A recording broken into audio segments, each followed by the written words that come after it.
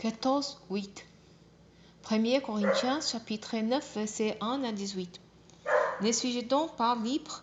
Ne suis-je pas apôtre? N'ai-je pas pour Jésus notre Seigneur? Vous-même, n'êtes-vous pas en faute de mon travail au service du Seigneur? D'autres pouvant refuser de reconnaître en moi un apôtre. Pour vous, du moins, c'est ce que je suis, car vous êtes bien les seuls qui authentifient mon ministère apostolique au service du Seigneur. Et voici ma défense contre ceux qui me mettent en accusation. En tant qu'apôtres, ne serions-nous pas en droit de recevoir les manger et les boire pour notre travail? N'aurions-nous pas le droit d'être accompagnés par une épouse chrétienne, comme les autres apôtres, les frères du Seigneur et Pierre?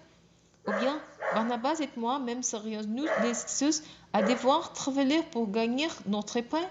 Dites-moi, avez-vous jamais entendu parler d'un soldat servant dans une armée à ses propres frais, ou d'un vigneron qui ne mangerait pas des raisins de la vigne qu'il a plantée? Que berger relève un troupeau sans jamais profiter du lait de ses brebis? Et je ne dirai pas mes arguments de ce principe s'établissent par les hommes, que la loi dit les mêmes choses.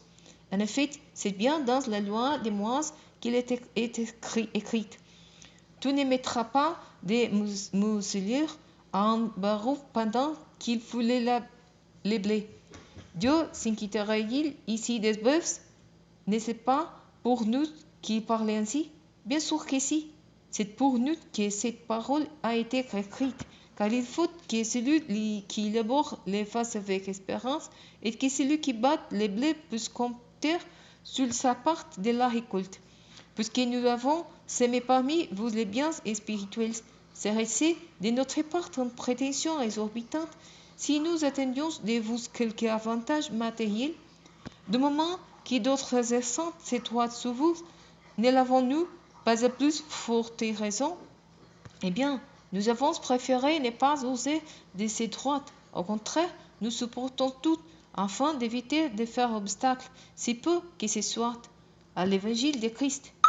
Et pourtant, vous le savez, ceux qui font les services sacrés dans les temples reçoivent leur nourriture du temple. Ceux qui officient à l'autel reçoivent leur part des sacrifices faits sur l'autel. De même, le Seigneur a ordonné que ceux qui annoncent l'évangile vivent de cette annonce de l'évangile. Mais moi, je ne fais valoir aucun de ces droits. Et si je les mentionne ici, ce n'est pas pour les revendiquer. J'ai préféré mourir plutôt que de me laisser braver ces sujets de fêter.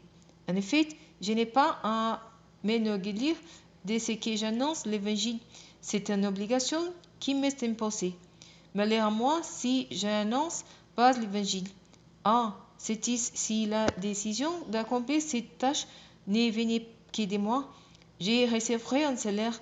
Mais puisque cette décision n'a pas dépendu de moi, je n'ai fait que m'acquitter d'une charge qui m'a été confiée. En quoi consiste alors mon salaire?